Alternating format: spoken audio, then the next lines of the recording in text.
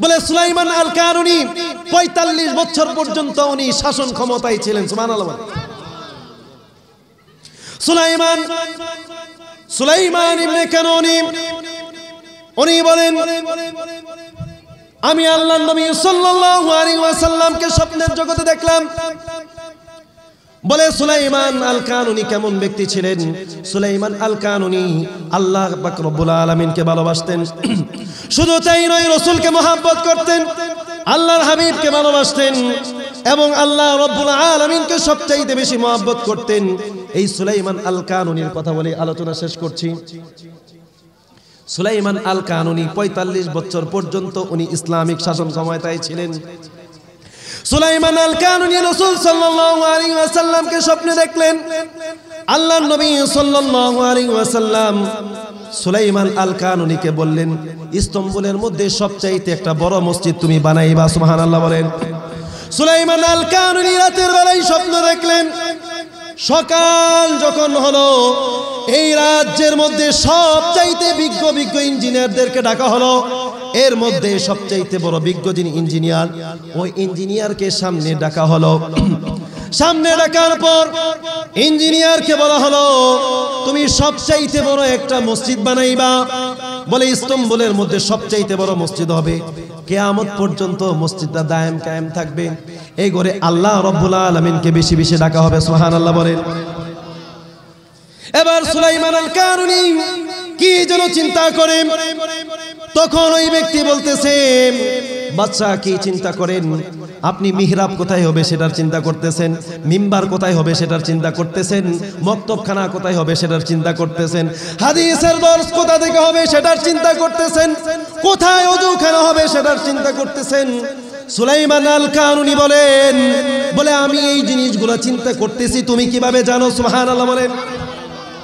তখন ওই ইঞ্জিনিয়ার বলে, আল্লাহর নবী যখন আপনাকে বলতেছিলেন এখানে একটা বড় মসজিদ বানানোর জন্য, আমি আপনার পিছে দণ্ডায়মান ছিলাম। বলে সুলাইমান আল কানুনী রাজা, বলে প্রজা যেমন রাজা কেমন আর পূজা কেমন। আল্লাহর নবী সাল্লাল্লাহু আলাইহি ওয়াসাল্লাম রাজার কাছেও আসলেন, প্রজার কাছেও আসলেন। অতএব বোঝা যায় রাজা যেমন দামি, প্রজা তেমন দামি। আল্লাহর নবী সাল্লাল্লাহু আলাইহি ওয়াসাল্লাম কার কাছে আসেন, কাকে দেখা দেন? বলে আল্লাহর নবী সাল্লাল্লাহু আলাইহি ওয়াসাল্লাম ওই ব্যক্তিদের কাছে আসেন, ওই ব্যক্তিদের স্বপ্নের জগতে আসেন যারা চরিত্রবান, আখলাকওয়ালা, যারা আল্লাহ বিরু, যারা খোদা বিরু, যারা আল্লাহ রাব্বুল আলামিনকে ভালোবাসে, যারা নবীকে ভালোবাসে। বলে তাদের কাছে, তাদের স্বপ্নের জগতে আল্লাহর নবী আসেন। সুবহানাল্লাহ। আল্লাহর নবী সাল্লাল্লাহু আলাইহি ওয়াসাল্লামের কেমন চরিত্র তুলে ধরলেন ইমাম বুখারী রাহমাতুল্লাহি আলাইহি। সেখানে যে সুন্দর হাদিস আল্লাহর নবী সাল্লাল্লাহু আলাইহি ওয়াসাল্লামের হাদিস বর্ণনা করেছেন। বলে সুমামা ইবনে উসাল একজন সাহাবা আল্লাহর নবীর কাছে ঈমান আনছে। হযরত আবু হুরায়রা বলেন, সুমামা ইবনে উসালকে বন্দী করে নিয়ে আসা হলো। কিভাবে?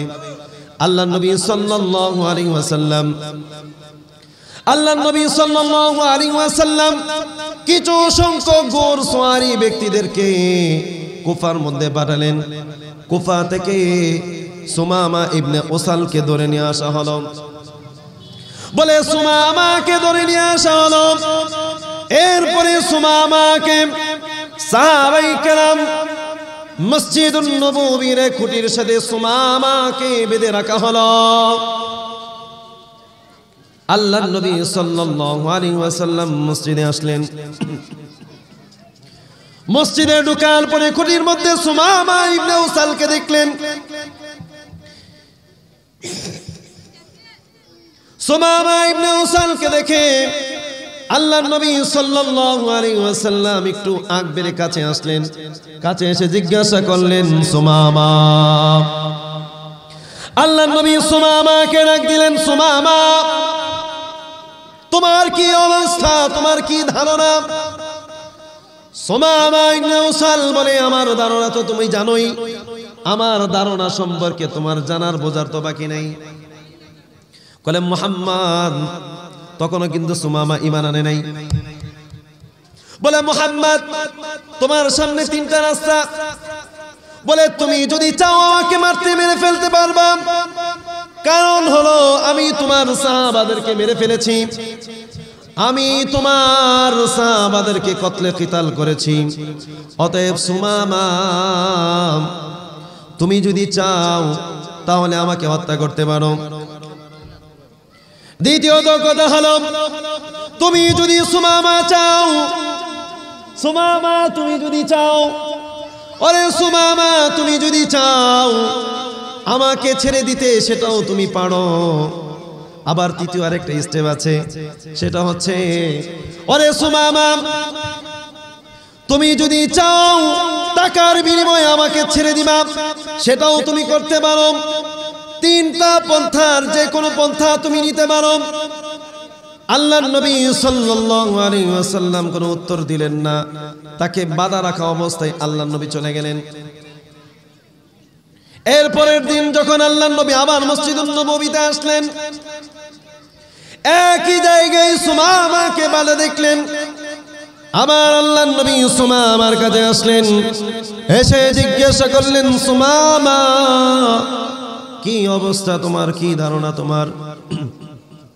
সুমামা ইবনে উসাল বলে, আমার ধারণা সম্পর্কে আপনার ভালো ধারণা আছে।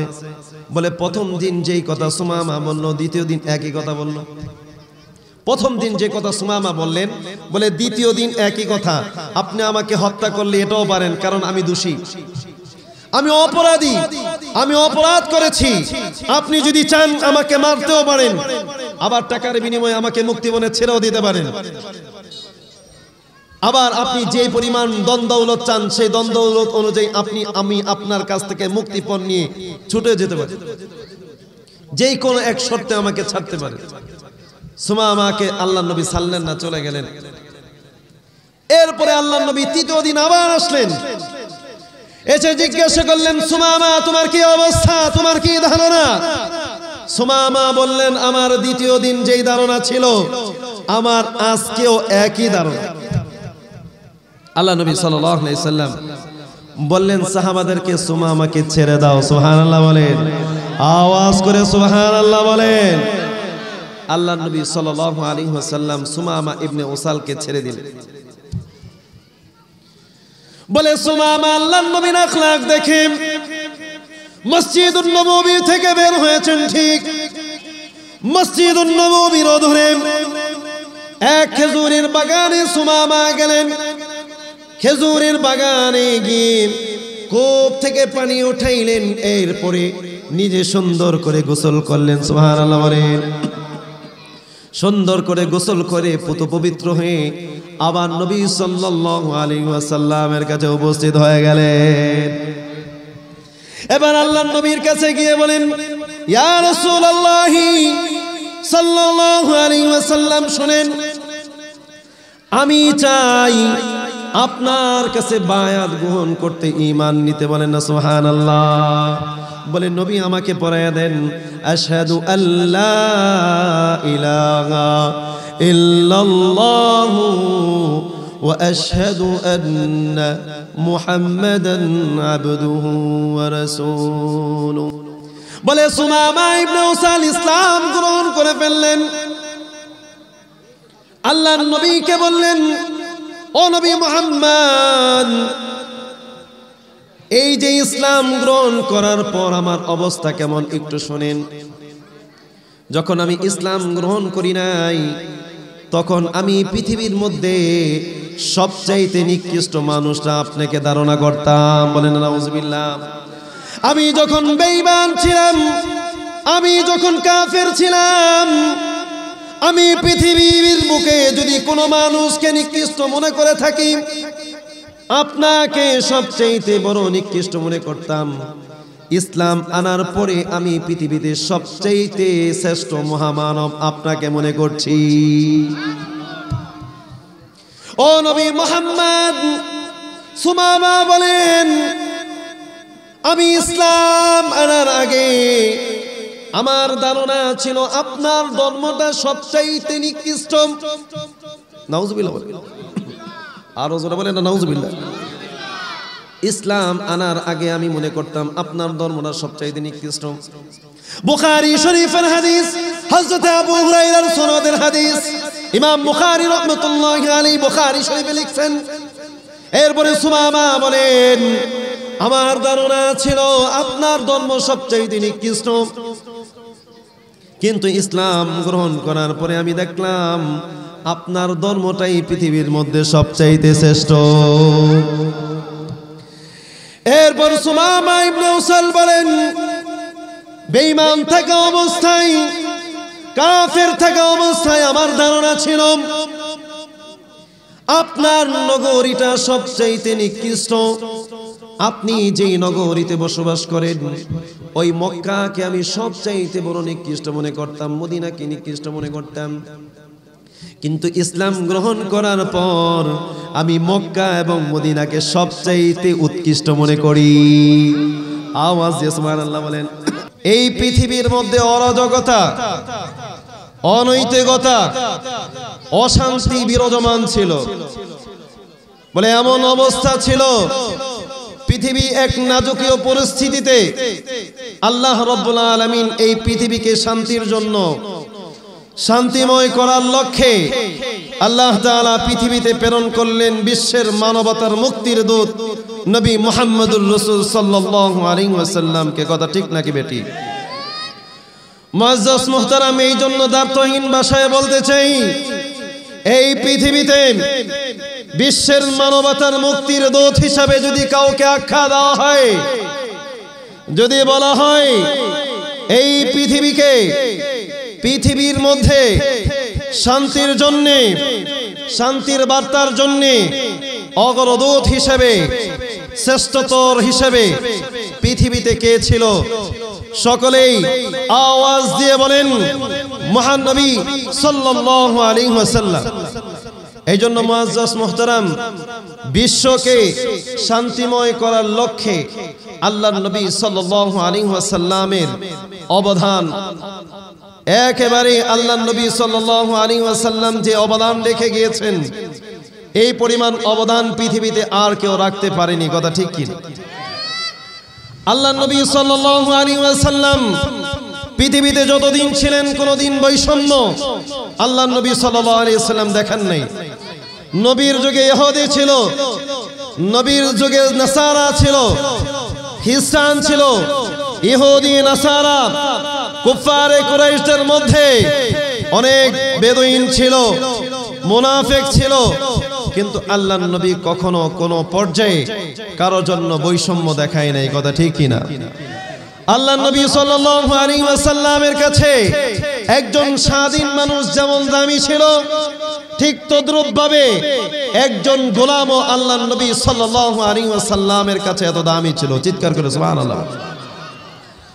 আল্লাহর নবী সাল্লাল্লাহু আলাইহি ওয়াসাল্লামের কাছে পৃথিবীর সমগ্র বান্দা, সমগ্র উম্মাহ আল্লাহর নবী সাল্লাল্লাহু আলাইহি ওয়াসাল্লাম এক চোখে দেখেছে। এই জন্য বলবো, পৃথিবীতে একমাত্র শান্তি করার জন্য, শান্তিময় করার জন্য যিনি অগ্রগামিতায় কাজ করে গিয়েছেন তিনি হলেন আমার আপনার নবী, নবী মুহাম্মদুর রাসূল সাল্লাল্লাহু আলাইহি ওয়াসাল্লাম। হাদিসের মধ্যে আল্লাহর নবী সাল্লাল্লাহু আলাইহি ওয়াসাল্লাম বলে, আল্লাহর নবী সাল্লাল্লাহু আলাইহি ওয়াসাল্লাম কেমন ছিলেন? কিতাবের মধ্যে আছে আল্লাহর নবী সাল্লাল্লাহু আলাইহি ওয়াসাল্লাম স্বাধীন ব্যক্তিদের সাথে যেমন আচরণ করতেন, গোলাম দাসের সাথেও তেমন আচরণ করতেন। শুধু তাই নয়, সকাল থেকে সন্ধ্যা পর্যন্ত যখন ছাগল চরানো শেষ হতো, ছাগল চরানো শেষ হওয়ার পরে এই গোলামের কাজ হচ্ছে সন্ধ্যা যখন হয়ে যাবে, ছাগলের পালগুলো বাড়িতে যখন ফিরবে, এরপরে ওয়ালিদ ইবনে মুগীরার বাড়িতে যত কাজ আছে এই কাজগুলো গোলাম রাতের বেলায় সম্পন্ন করত। শুধু তাই নয়, এমন বড় বড় বস্তার মধ্যে জব এনে রেখে দেওয়া হতো, সারা রাত সেই জবগুলো পেষত, পেশন করে এগুলো থেকে আটা ময়দা বের করতেন। বলে দিনের বেলাও কাজ করা লাগতো, রাতের বেলাও কাজ করা লাগতো, কথা ঠিক কিনা? গোলামকে গোলামের মতো অত্যাচার করা হতো। দিনের বেলা এত কষ্ট ক্লাস করার পরে রাত যখন হতো, রাতের বেলা আবার কষ্টের মধ্যে নিবেদিত করা হতো। বলে গোলাম রাতে যখন আটাগুলো পেস্ত, আটা পেস্ত আর চোখ দিয়ে কান্না বের হতো। বলে তারপরেও তাকে কোনো ছাড় দেওয়া হতো না। গোলাম প্রতিদিন রাত যখন হতো কান্না করতে থাকতো।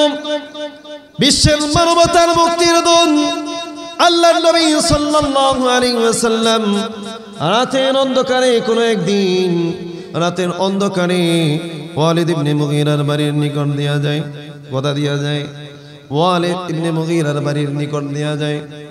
এমন অবস্থায় কান্নার আওয়াজ শুনে সরদার দু জাহান নবী আলাইহিস সালাম ওয়ালিদ ইবনে মুগীরার বাড়িতে গেলেন। বলে বাড়িতে যাওয়ার পর দেখলেন এক গোলাম সেখানে আটা পেশন করতেছে আর কান্না করতেছে। আল্লাহর নবী সাল্লাল্লাহু আলাইহি ওয়াসাল্লাম কাছে গেলেন, গিয়ে জিজ্ঞেস করলেন, ভাই তুমি কেন কান্না করতেছো? গোলাম উত্তর দিল, ওরে আগন্তুক, তোমাকে তো আমি চিনি না, তবে শোনো, সকাল থেকে সন্ধ্যা পর্যন্ত আমাকে দিয়ে মেষপাল চড়ানো হয়। সন্ধ্যার পর থেকে এই আটা পেশার কাজে আমাকে লিপ্ত করা দেওয়া হয়। দিনের বেলা ঠিক মতন খাবার আমাকে দেয় না, রাতের বেলাও আমাকে খাবার ঠিক মতো দেয় না। বলে ক্ষুধার সাথে পাঞ্জালরে আমার কাজ করা লাগে। শুধু তাই নয়, খাবার নাই, দিনের বেলাও কোনো খাবার নাই, রাতের বেলাও খাবারগুলো ঠিক মতো দেয় না। আল্লাহর নবী সাল্লাল্লাহু আলাইহি ওয়াসাল্লামের মায়া লেগে গেছে। বলে আমি রাতের বেলা, গোলাম বলে রাতের বেলা আমি ঘুমাতে পারি না। আল্লাহর নবী বললেন, ঠিক আছে, আজকে থেকে তুমি ঘুমাবা, তোমার এই আটা পেশার দায়িত্ব আমি মহানবী সাল্লাল্লাহু আলাইহি ওয়াসাল্লাম নিয়ে নিলাম। আওয়াজ দিয়ে বলেন না সুবহানাল্লাহ, আরো জোরে বলেন না সুবহানাল্লাহ। এবার গোলাম খুশি হয়ে গেলেন। গোলাম জানে না এটাকে সরদার দু জাহান আল্লাহর নবী এটা জানে না, নবী মুহাম্মদ এটা জানে না। বলে গোলাম রাত যখন হয় আল্লাহর নবী গোলামের বাড়িতে যায়। ওয়ালিদ ইবনে মুগীরার বাড়িতে গিয়া ওই গোলামের কাজগুলো আমার আপনার নবী নবী মুহাম্মদুর রাসূল সাল্লাল্লাহু আলাইহি ওয়াসাল্লাম করেন। বলে গোলামকে বলে, গোলাম তুমি ঘুমাও, আমি তোমার কাজগুলো সম্পাদন করে দিচ্ছি। গোলাম ঘুমায়া যায়। আল্লাহর নবী সাল্লাল্লাহু আলাইহি ওয়াসাল্লাম বলে, গোলাম যেই কাজ 4 ঘন্টা লাগায়া করে, আল্লাহর নবী সাল্লাল্লাহু আলাইহি ওয়াসাল্লামের ওই কাজ 1 থেকে 1.5 ঘন্টায় হইয়া যায়। আওয়াজ দিয়ে বলেন না সুবহানাল্লাহ। গোলামের কাজ 1 থেকে 1.5 ঘন্টার মধ্যে হয়ে যায়। বলে এই গোলামের কাজটা আল্লাহর নবী সাল্লাল্লাহু আলাইহি ওয়াসাল্লাম 1 থেকে 1.5 ঘন্টার মধ্যে কাজটা করে ফেলে। বলে কিভাবে সম্ভব? বলে এভাবেই সম্ভব। আল্লাহর নবী সাল্লাল্লাহু আলাইহি ওয়াসাল্লামের রহমত আল্লাহর নবীর উপরে ছিল, আল্লাহর পক্ষ থেকে আল্লাহর রহমত আল্লাহর নবীর উপর ছিল, কথা ঠিক নাকি? আল্লাহর নবী সাল্লাল্লাহু আলাইহি ওয়াসাল্লাম 1 থেকে 1.5 ঘন্টার মধ্যে কাজগুলো সম্পাদন করেন। নিসফে সুলুসে আল্লাহর নবী সাল্লাল্লাহু আলাইহি ওয়াসাল্লাম তাহাজ্জুদে দাঁড়ায় যাইতেন, চিৎকার করে সুবহানাল্লাহ বলেন। বলে গোলাম তো জানি না এটাকে, গোলাম জানি না এটাকে। এবার গোলাম কিছুদিন অতিবাহিত হওয়ার পর দৈনন্দিন আল্লাহর নবী আসেন তার কাজগুলো সম্পাদন করার জন্য।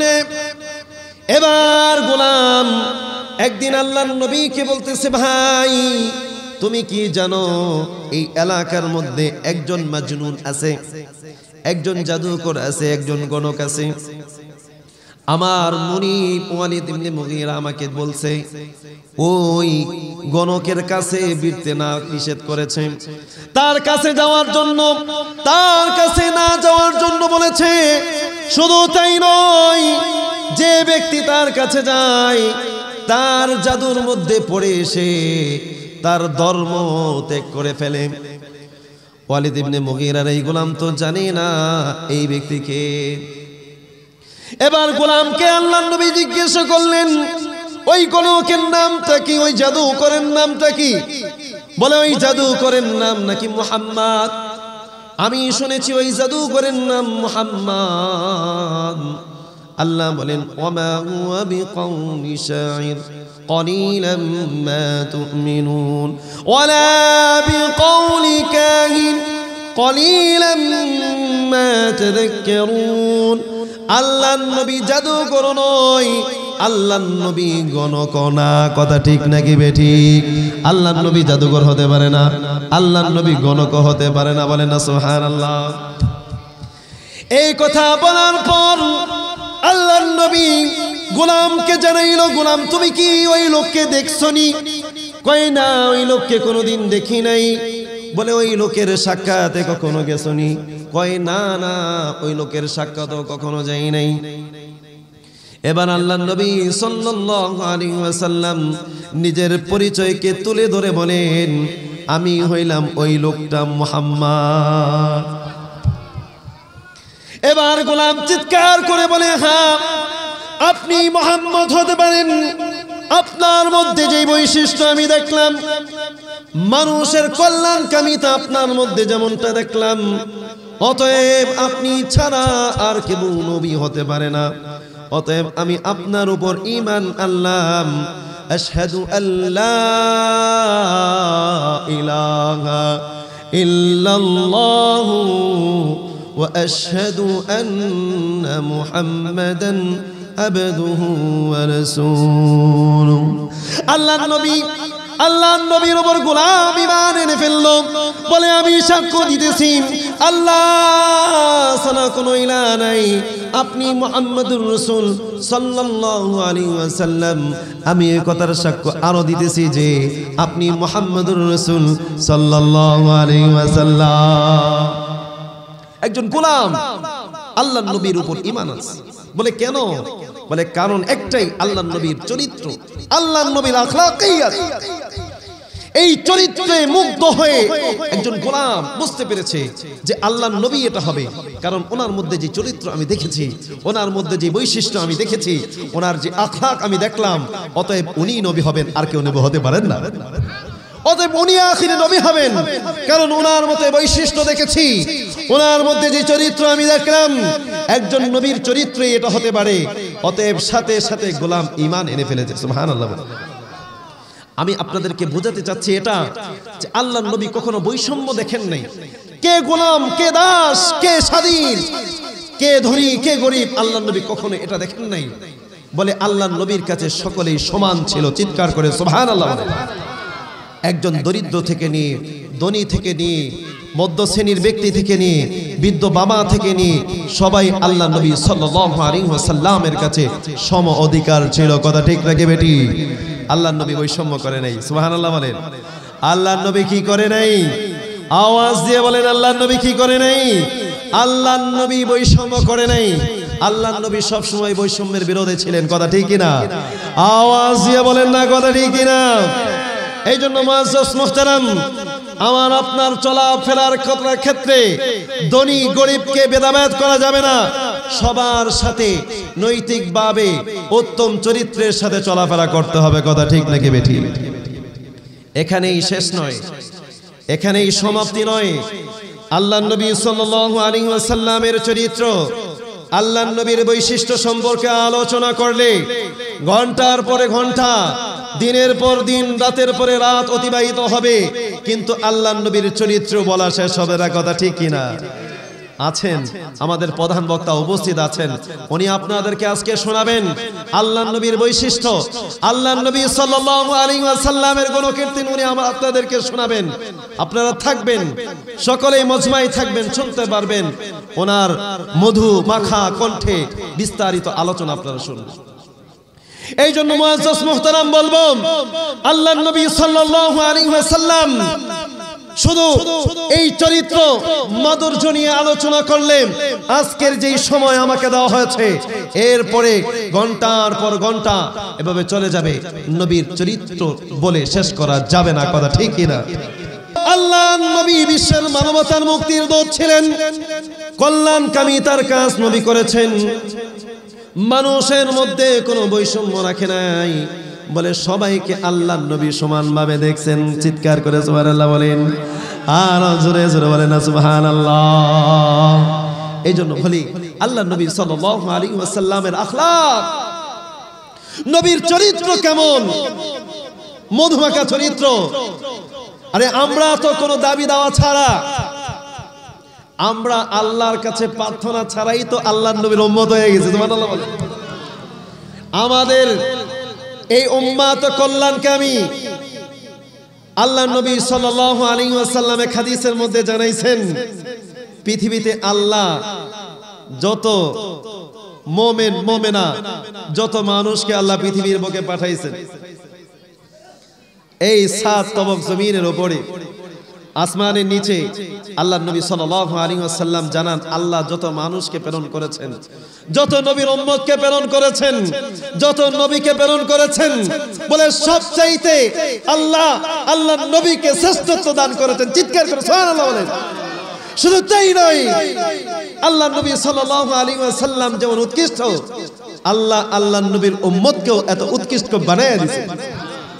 কোনো দাবি দাওয়া ছাড়া আমরা নবীর উম্মত হয়ে গেছি। কত দামি আমরা, অথচ পূর্ববর্তী অনেক নবী আম্বিয়া আলাইহিস সালাতু ওয়াস সালামগণ আল্লাহর নবীর উম্মত হওয়ার জন্য চেষ্টা ফিকির করেছেন, আল্লাহর কাছে প্রার্থনা করেছেন। এই প্রার্থনার উজ্জ্বল প্রমাণ হলো হযরত নবীনা ঈসা আলাইহিস সালাম। চিৎকার করে সুবহানাল্লাহ বলেন। ঈসা আলাইহিস সালাতু ওয়াস সালামের দোয়া কবুল হয়েছে কি হয় নাই? আওয়াজ দিয়ে বলেন না, হয়েছে না হয় নাই? কবুল হয়ে গেছে। এই জন্য মুআজ্জাজ মুহতারাম, আমি বলতে চাচ্ছি এটা যে আল্লাহর নবীর এই আখলাকিয়াত, এই চরিত্র, এই মধুমাখা চরিত্র যারা গ্রহণ করেছে এর মধ্য থেকে সাহাবায়ে কেরাম গ্রহণ করেছেন, কথা ঠিক কিনা? বলে সাহাবায়ে কেরাম যেমন গ্রহণ করেছেন ওনারাও দামি হয়েছেন, কথা ঠিক না বেটি? আরো জোরে বলেন না, কথা ঠিক না বেটি? আল্লাহ নবী সাল্লাল্লাহু আলাইহি ওয়াসাল্লামের এই চরিত্র সাহাবায়ে কেরাম গ্রহণ করেছেন। সাহাবায়ে কেরামদের মধ্য থেকে সবচেয়ে উত্তম যে সাহাবা, বলে খলিফাতুল মুসলিমিনদের মধ্যে থেকে যিনি সর্বপ্রথম খলিফা হয়েছিলেন উনি হলেন হযরতে আবু বকর সিদ্দিক রাদিয়াল্লাহু আনহু, কথা ঠিক নাকি বেটি? হযরত আবু বকর 2 বছর 3 মাস পর্যন্ত রাষ্ট্রনায়ক ছিলেন। কি নায়ক ছিলেন? রাষ্ট্রনায়ক ছিলেন। উনি এই রাষ্ট্রের শাসন ক্ষমতা ওনার কাছে ছিল। আল্লাহর নবী যখন ওফাত গ্রহণ করলেন, নবীর ওফাতের পরে হযরত আবু বকর সিদ্দিক রাদিয়াল্লাহু আনহু খলিফার মসনদে বসলেন। আম্মা জান আয়েশা সিদ্দিকা রাদিয়াল্লাহু আনহা হাদিস বর্ণনা করেন, আমার বাবার ওফাতের আগে বলে সিদ্দিক আকবর আবু বকর যখন ইন্তেকাল করবেন এর আগ মুহূর্তে আমাকে ডাকা হলো। আমি সিদ্দিক আকবরের কাছে গেলাম। আমার বাবা আমাকে ওসিয়ত করলেন, আম্মা জান শোনো, আমি যখন মারা যাব তখন আমার অদূরে একটা খেজুরের বাগান আছে না নাই? আছে। ওই খেজুরের বাগানটা তুমি বাইতুল মালে দান জমা করে দিবা। সুবহানাল্লাহ বলেন। আম্মা জান আয়েশা সিদ্দিকা বুঝলেন না, জিজ্ঞাসা করলেন, আব্বা জান আপনি এই খেজুর বাগানটা কেন বাইতুল মালে জমা করতে চান? হাদিসের মধ্যে আছেন আম্মা জান আয়েশা সিদ্দিকাকে আল্লাহর নবীর এই সাহাবা সিদ্দিক আকবর আবু বকর সিদ্দিক বললেন, আম্মা জান শোনো, কেন আমি এটা বললাম? কারণ হচ্ছে আমি যখন 2 বছর 3 মাস আমি এখনো খলিফা আছি, বলে আমি এই খলিফা থাকাকালীন অবস্থায় বাইতুল মাল থেকে আমি রেশন নিতাম, বাইতুল মাল থেকে আমিও টাকা নিতাম, বাইতুল মাল থেকে সরকারি কোষাগার থেকে আমি টাকা নিতাম। কেমন? বলে আমি ওমর ইবনুল খাত্তাবকে বললাম, বড় বড় সাহাবাদের সাথে পরামর্শ করলাম, ও আমার সাহাবা ভাইরা রে শোনো, আমাকে তোমরা খলিফার মসনদে বসাইলা, আমি চাই ব্যবসা বাণিজ্য করা তো আমার লাগবে, কারণ আমার সংসার আছে, সংসার চালান করা লাগবে, সংসার চালাতে হবে, আমারও টাকার প্রয়োজন হবে। অতএব আমি একটা সময় আমাকে দাও, যেই সময়ে আমি কাজ করব, আর বাকি সময়ে রাষ্ট্রের কাজ করব। হযরত ওমর ইবনুল খাত্তাব বললেন, ভাই আবু বকর, আপনি যদি একটা সময় বের করে যদি আপনি ব্যবসার কাজে ব্যস্ত হন, তাহলে উম্মার খেদমত করতে আপনার কষ্ট হয়ে যাবে। অল্প সময়ে আপনি খেদমত করে শেষ করা পারতে পারবেন না। অতএব আপনার জন্য বাইতুল মাল থেকে একটা টাকা ধার্য থাকবে। সুবহানাল্লাহ বলেন। আপনার সংসারটা চালানোর জন্য, আপনার বিবি বাল বাচ্চা চালানোর জন্য বাইতুল মাল থেকে একটা টাকা নির্ধারিত থাকলো, যেই টাকা নিয়ে আপনি আপনার সংসার বিবি বাল বাচ্চা চালাবেন। হযরত আবু বকর আম্মাজান আয়েশাকে এগুলা শুনাইতেছেন, এগুলা শোনাচ্ছেন। সুবহানাল্লাহ বলেন। আম্মাজান আয়েশা সিদ্দিকাকে বললেন, ওরে আয়েশা শোনো, আমি যখন মারা যাব, জানি না কাল কিয়ামতের ময়দানে, হাসরের ময়দানে আল্লাহ রাব্বুল আলামিনের বিচারের কাঠগড়ায় হয়তো আমাকে এই জন্যে বিচারের কাঠগড়ায় দোষী সাব্যস্ত করা হতে পারে। এটা সন্দেহ জাগছে ওনার। অথচ উনি তো আল্লাহর রাসূল সাল্লাল্লাহু আলাইহি ওয়াসাল্লাম বলে গেছেন, উনি আশারায়ে মুবাশশারার একজন, জান্নাতি সাহাবাদের একজন। উনি তো 10 জন জান্নাতি সাহাবাদের মধ্য থেকে একজন, যাদেরকে পৃথিবীতে আল্লাহ তাবারাকা ওয়া তাআলা জান্নাতের সার্টিফিকেট দিয়েছেন। চিৎকার করে সুবহানাল্লাহ। জান্নাতের সার্টিফিকেট প্রাপ্তওয়ালা একজন বান্দা, একজন সাহাবা, আল্লাহর নবীর সবচাইতে কাছের সাহাবা। শুধু সাহাবা বললেই শেষ নয়, বলে আল্লাহর নবী তার নাম উপাধি দিয়ে দিয়েছেন সিদ্দিক আকবর। চিৎকার করে সুবহানাল্লাহ।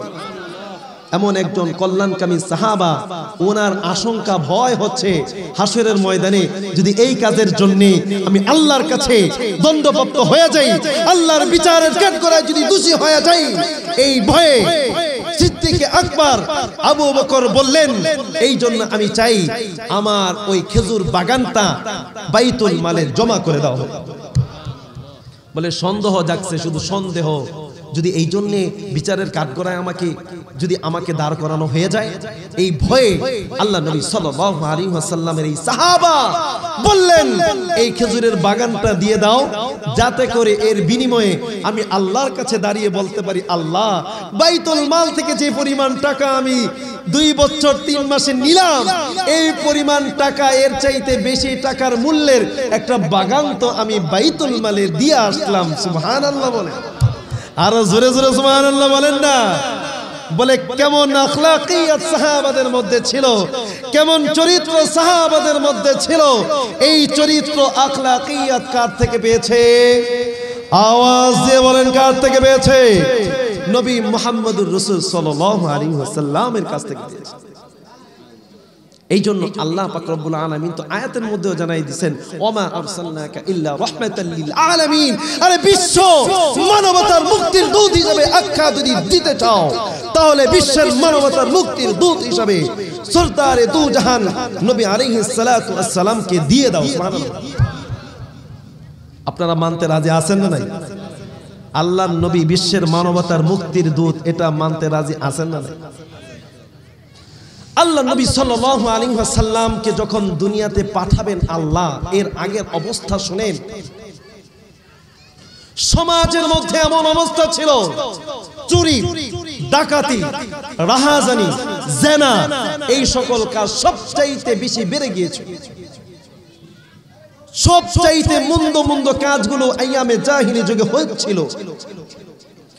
অন্ধকার অমানিসা, গণমানিসা, চাপ চাপ সচিবেদ, অন্ধকারে নিমজ্জিত গোটা মানব জাতি, অনাচার, অবিচার, বেবিচার আর পাপাচারের বিশ্ববাসবে বিষক্ত গোটা দুনিয়ার আকাশ বাতাস। বলে ওই সময় পৃথিবীতে সমাজ ছিল, সমাজ ব্যবস্থাপনা ছিল না। পৃথিবীর বুকে মানুষগুলো ছিল, কিন্তু মানুষের মধ্যে মানবতা বোধ ছিল না। কথা ঠিক কিনা? আওয়াজ দিয়ে বলতে হবে, কথা ঠিক কিনা? বলে পৃথিবীর মানুষগুলো শান্তি খুঁজতেছিল।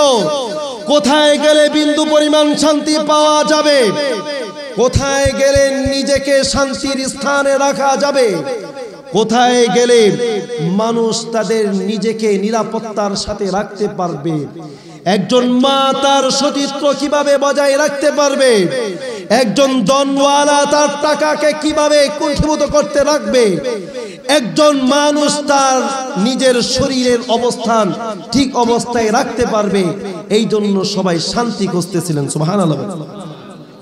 সমগ্র ব্যক্তিরা চাতকের মতো তাকায় আছে আসমানে। কোথায় তাকায় আছে? আসমানের বাদশা যিনি আছেন আল্লাহ রাব্বুল আলামিন পৃথিবীতে কোনো মুক্তিকামী মহামানব পাঠায় কিনা এটা দেখার জন্য সমগ্র মানুষ অধুর অপেক্ষায় অপেক্ষমান হয়ে আসমানের দিকে তাকিয়ে আছে। পৃথিবীর বুকে বিশ্বের মানবতার মুক্তির দূত হিসাবে আখিরি নবী আসেন কিনা এই জন্য আইয়ামে জাহিলি যুগের ওই মানুষগুলো চাতক পাখির মতো আসমানের দিকে তাকিয়ে আছে। আল্লাহ রাব্বুল আলামিন তাদের এই অশান্তি দূর করার জন্য, আল্লাহ রাব্বুল আলামিন তাদের এই অবস্থান থেকে উদ্ঘাটন করার জন্য বিশ্বের বুকে পৃথিবীর বুকে বিশ্বের মানবতার মুক্তির দূত নবী করিম সাল্লাল্লাহু আলাইহি ওয়াসাল্লামকে প্রেরণ করলেন। চিৎকার করে সুবহানাল্লাহ।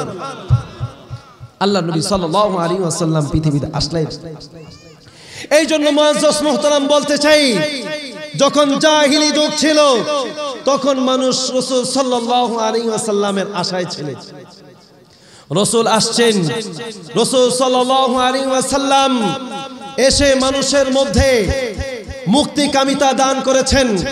আল্লাহর পক্ষ থেকে নবী সাল্লাল্লাহু আলাইহি ওয়াসাল্লাম মানুষের মধ্যে হৃদ্রতা বোধ সৃষ্টি করে দিয়েছেন। সুবহানাল্লাহ।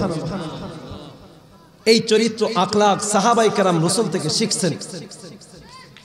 শুধু তাই নয়, সাহাবায়ে কেরামদের পর এই চরিত্র মাধুর্য আখলাকিয়াত তাবিঈ তাবিঈরা পাইছেন। বলেন না সুবহানাল্লাহ। সাহাবায়ে কেরামদের যেমন আখলাকিয়াত ছিল, চরিত্র ছিল, এই চরিত্র আর এই আখলাক তাবিঈ তাবিঈদের মধ্যেও ছিল। পৃথিবীর বুকে যত রাজা বাদশা পৃথিবীকে শাসন করেছেন, রাসূল সাল্লাল্লাহু আলাইহি ওয়াসাল্লামের পর এই পৃথিবীকে যারা শাসন করেছেন এর মধ্যে একটা খেলাফত ছিল উসমানী খেলাফত। এই উসমানী খেলাফতের মধ্যে এরা লম্বা সময় পর্যন্ত পৃথিবীর বুকে ইসলামকে সুপ্রতিষ্ঠিত রেখেছেন। চিৎকার করে সুবহানাল্লাহ বলে। যত খেলাফত ছিল বলে সমগ্র খেলাফতের মধ্যে ইসলামী খেলাফতের মধ্যে উসমানী খেলাফত একটা লম্বা সময় পর্যন্ত তারা পৃথিবীতে শাসন ক্ষমতায় ছিলেন। সুবহানাল্লাহ বলেন। এজন্য মুআজ্জাজ মুহতারাম উদার আহ্বান থাকবে, বলে একজন বাদশা একজন রাজা যেমন আল্লাহর নবীকে স্বপ্নে দেখলেন, একজন প্রজা তিনিও আল্লাহর নবীকে স্বপ্নে দেখলেন। অতএব বোঝা যায় রাজা যেমন আল্লাহ ওয়ালা, প্রজাও তেমন আল্লাহ ওয়ালা। কথা ঠিক নাকি বেঠি? আমাদেরকে আল্লাহ ওয়ালা হওয়া লাগবে না লাগবে না? আওয়াজ দিয়া বলেন না লাগবে না লাগবে না? আল্লাহ রাব্বুল আলামিন আমাদের প্রত্যেককে আল্লাহ ওয়ালা হয়ে ওই যে হরিপুরের কবরস্থান ওই কবরে যাওয়ার তৌফিক ইনায়াত করুন। সকলে আওয়াজ দিয়ে বলেন আমিন।